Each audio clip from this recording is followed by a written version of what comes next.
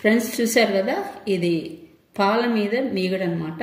ఏ రోజుకి ఆ రోజు మనం పాలు కాగబెట్టాక ఈవినింగ్ అప్పుడు ఫ్రిడ్జ్లో పెట్టుకుంటాం కదా, మళ్ళీ తెల్లవారు తీసి ఆ పాలు వాడుకునేటప్పుడు పాల మీద మీగడ పేరుకుంటుంది.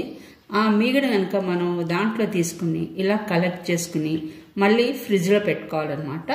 ఫ్రిడ్జ్లో పెట్టుకున్న ఈ మీగడి ఎప్పుడు మనం వెన చేసుకోవాలంటే అప్పుడు ముందుగానే ఉదయాన్నే తీసి బయట పెట్టుకోండి. ఇది రూమ్ టెంపరేచర్ వచ్చే వరకు ఉంచుకోవాలి. దీన్ని ఇప్పుడు మనం ఒక గిన్నెలోకి వేసేసుకుందాం. ఇప్పుడు ఈ గిన్నె తీసుకున్నాను.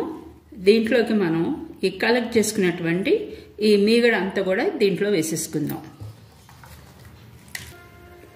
ఇప్పుడు ఈ మీగడని మనం ఈ విధంగా గరిటె తీసుకుని ఇలా తిప్పుకోండి. చాలా ఈజీగా వచ్చేస్తుంది. మనం కష్టపడి మిక్సీలో వేసుకుని గ్రైండ్ చేసుకుని మళ్ళీ వెన్న తీసాక ఆ మిక్సీ జార్ వేడి నీళ్ళతో కడగటము, లేకపోతే కవ్వంతో గిల్ల కొట్టడం, ఇవన్నీ కూడా శ్రమతో కూడిన పని అన్నమాట. వెన్న తీసినాక మళ్ళీ అవన్నీ శుభ్రం చేసుకోవాలంటే చాలాసేపు పడుతుంది. అలా కాకుండా ఇది ఈజీగా ఒక్క 2 minutesలోనే చూడండి ఎలాగ అయిపోతుందో. చక్కగా వెన్న వచ్చేస్తుంది అన్నమాట. ఇలా ఈజీగా అంటే చాలు వచ్చేస్తుంది. చూసారు కదా ఫ్రెండ్స్, చక్కగా ఇలాగా దగ్గరగా వచ్చేసింది కదా, వెన్న వచ్చేసినట్టే. ఇప్పుడు మనం దీంట్లోకి కొంచెం వాటర్ వేసుకుందాం.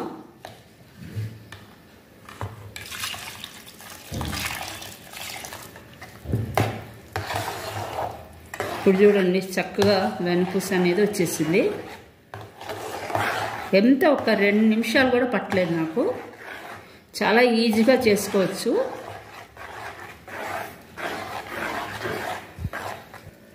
ఫ్రెండ్స్ ఇప్పుడు మనం వెన్నపూసని తీసేద్దాం.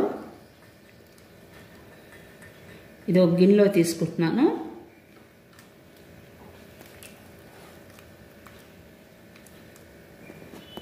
చాలా ఈజీగా చేసేసాను కదా, మీరు కూడా ఇలాగే ఈజీగా చేసుకోండి. కష్టపడి మిక్సీ జార్లో వేసుకుని దాన్ని తిప్పుకుని ఆ చేసేటప్పుడు అంతా పక్క అంతా కూడా మజ్జిగ పడిపోవడం, వాటిని అంతా క్లీన్ చేసుకోవడం, ఇదంతా చాలా కష్టం కదా.